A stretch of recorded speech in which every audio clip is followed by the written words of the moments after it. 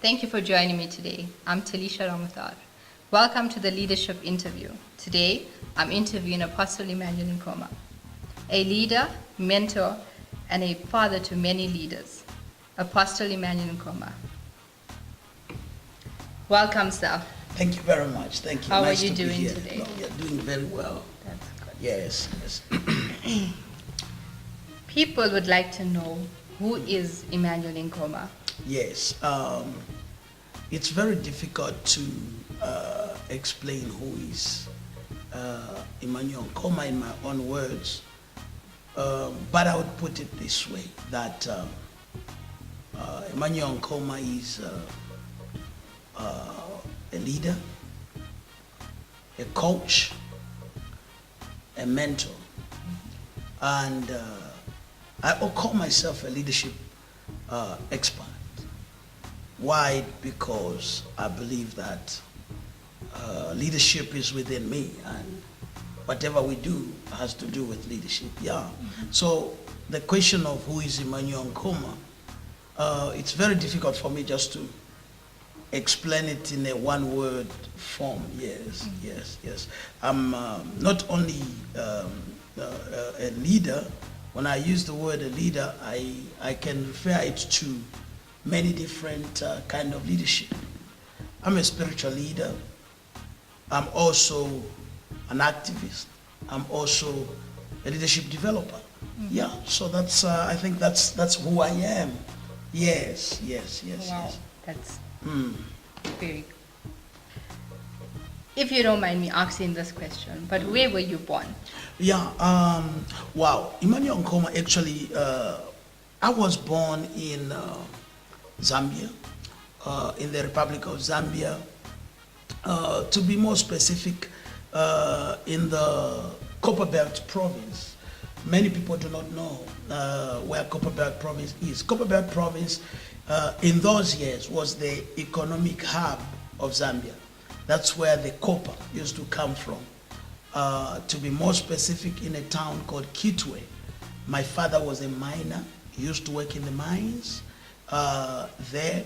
My mother was a teacher. She was a school teacher. But because we were so many, we were 7 of us. Wow. And so my mother decided to resign or to retire so she can take care of us. So she sacrificed her career because of us. And so my father's name is Mr. Judah, and my mother's name is Fegi. And so they are our parents. I'm born in a family of 7, and I'm number 7. So yeah, I don't like to say I'm the last born, but I like to say I'm number 7. Okay. Sure. Because in the Bible they say 7 is the number of completion. So I think I'm on the best number. Yes. Sure. So tell me this, Apostle. Yes. Are you from a rich family? Wow, that's a very difficult question again. You know, I wouldn't say I come from a poor family, because the years that we grew up in the times where the whole country was very poor. I grew up in the 80s, and in the late 80s particularly, our country had gone through a lot of economical challenges, whereby cooking oil was a problem. Things like body lotion was a problem. Soap was a problem. And the economy was very bad those years. The money was there, but there was nothing to buy. I remember my father was a shift boss.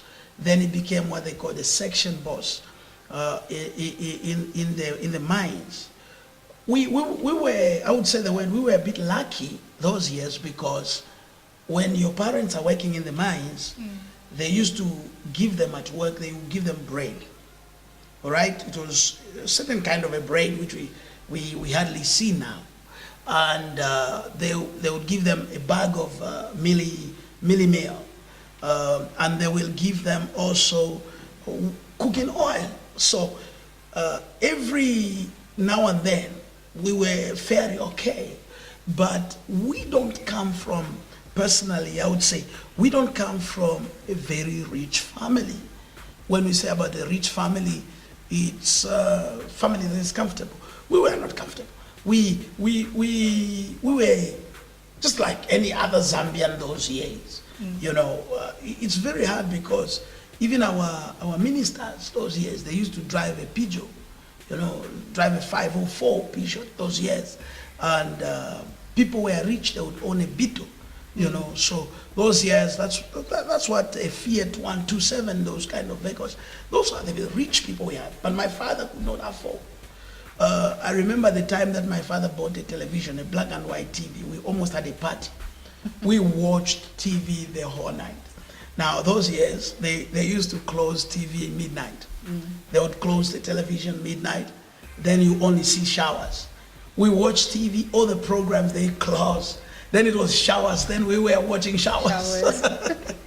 Yeah, so that's the family I come from. Yes. Yeah. It's nice to hear about your background. Yeah.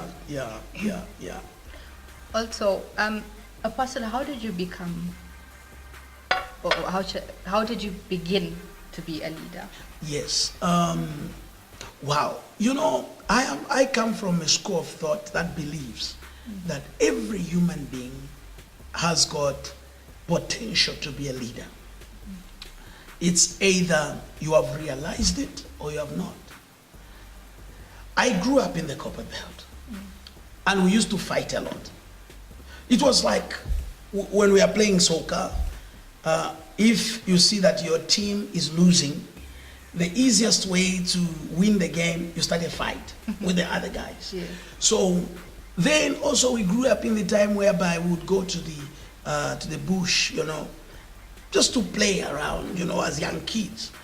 And if you see somebody is like a bully, you know, or is boastful, then I would pick this guy and the other guy, and I would tell them to fight.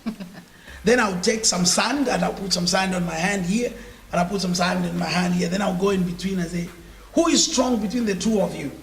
So I say, if you are strong, hit the thing and throw away the dust. So he will hit the thing here and the dust will fall. Then the other guy gets upset. So now, that is a negative way, but that is leadership. Leadership simply means to give direction. Now, it can be either in a wrong way or in a correct way. So I think I began to be a leader when I was young, but I did not realize it, right? Now, I began to realize leadership when I think I was in grade 6 at school. I was in grade 6, and we had a problem in our class. The whole class was making noise. Then we had this teacher who came, who was our class teacher. She came those years. It's not like nowadays where they don't flog the kids. The teacher came and flogged the whole class. And she asked, who is the monitor of this of this class? The guy who was a monitor stood up and said, I am. Where are the names of the people who are making noise? And the guy could not write anybody. So then the teacher said, then the whole class, you are under punishment. She flogged all of us, the whole class. Now, that was the day I realized I can be a leader. What did I do? I got upset. I said, we're not going to have elections here. From today, I'm going to be the class monitor. Whether you voted for me or you did not vote for me, I'm going to be a class monitor. If you dare make noise here, I'll write your name and give it to the class teacher. So then, from that time, the whole week, the class was quiet. Because whoever spoke anything, I'll write the name. Whoever said anything, I'll write the name. And when the class teacher comes, I have a report to give. So from there, I began to realize that, wow, so it means I can put things in order. So that was the starting point of my leadership. Then my leadership began to grow. From there, I went to secondary school. I joined what we used to call the military cadets those years. It's like a Boy Scout thing. Then I grew in the ranks, and they elected me as a young boy. I think, in grade 9, and they said I should be the deputy in command. Wallace, the one who was in the senior most, was in grade 12, and I was about grade 9. So they said I should be deputy in command. I had just to refuse because I was very young. And that was one of the things. Then I joined the Scripture Union when I became a Christian. I joined the Scripture Union because I come from a religious family, fairly not really Christian, but just religious, you know. When I became a Christian, then I joined the Scripture Union. Then I'm a person who has grown up to be shy. One of the things that people used to think, because now I stand in platforms and I talk, so people used to think that I grew up talking. I did not grow up talking. My family knows me that I grew up crying because I think I was very emotional, because being a child at home, all my brothers, when they want to do anything, I'm the last one to be looked at. So, yeah. So that was how I realized that I can be a leader. So, in the Scripture Union, I changed schools in the high school. I changed schools about 3 times. So when I changed the schools, then I was in grade 12. I was in another school. Then when I was in the other school, it was the last term. And I found they were choosing leaders. Then all of a sudden, they chose a guy who they say, this one is going to be the leader. Then, all of a sudden, I don't know what happened. I didn't know even the people. Then all of a sudden, they say, no, but they want you to lead them. I told the patron, I said, sir, I'm new in this school. I don't know even the names of these guys. He said, no, you will know them on the way. And so I became a Scripture Union leader. From that year, when I laid the Scripture Union, I grew a small group to a vast group.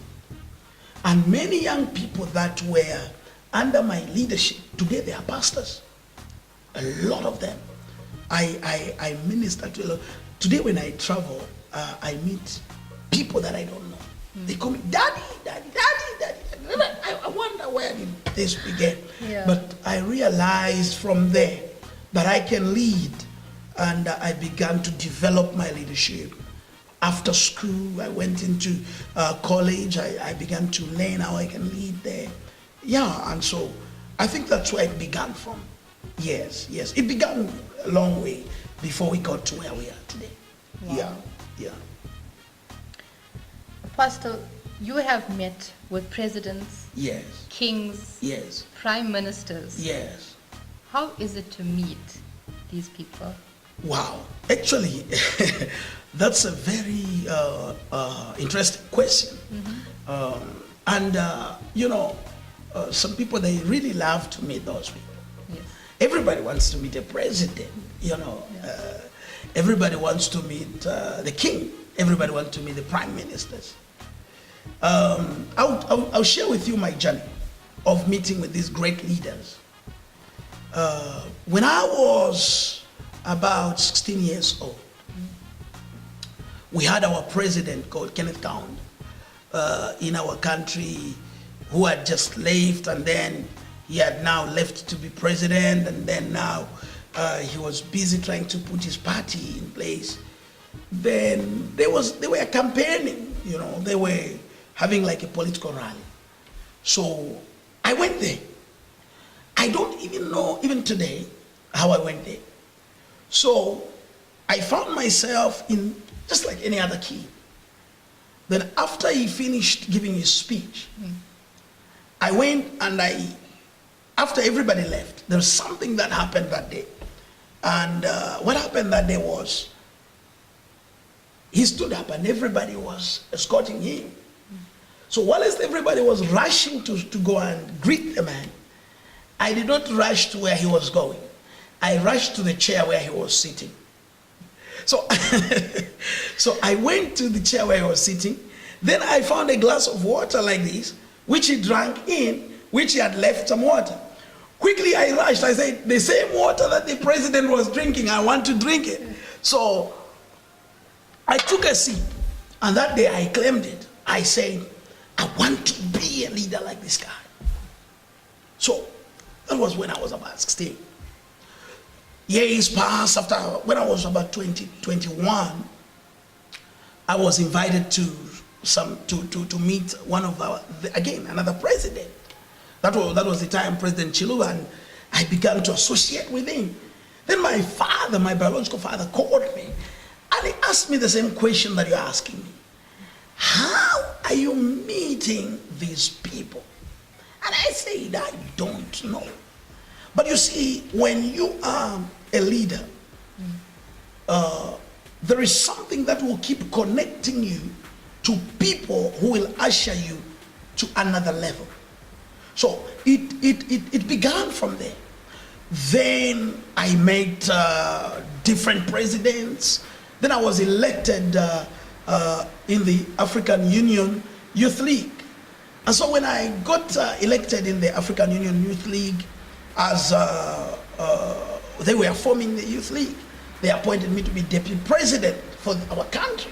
Wow, it was awesome. Yeah. Then from there, I met different presidents, different leaders, different kings.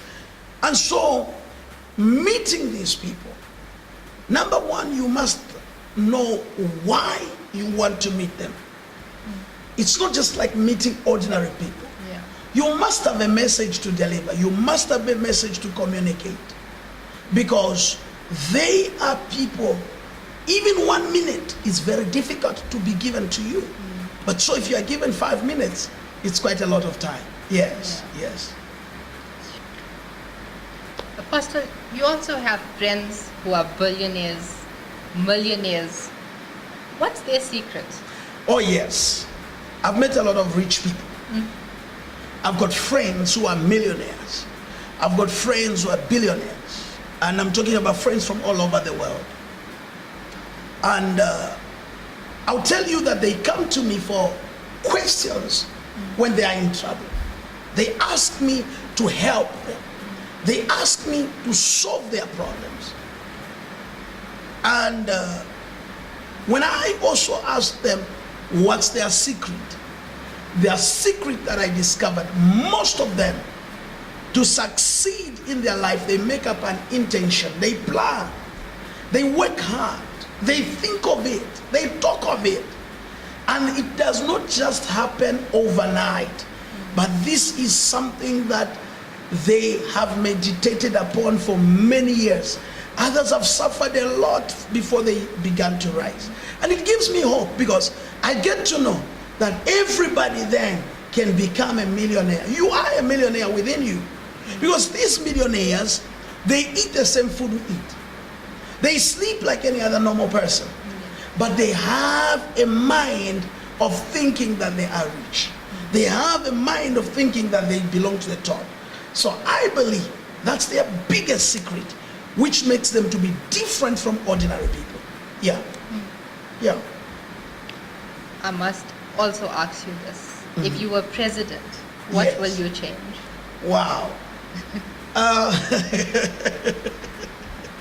Wow, that's a very difficult question.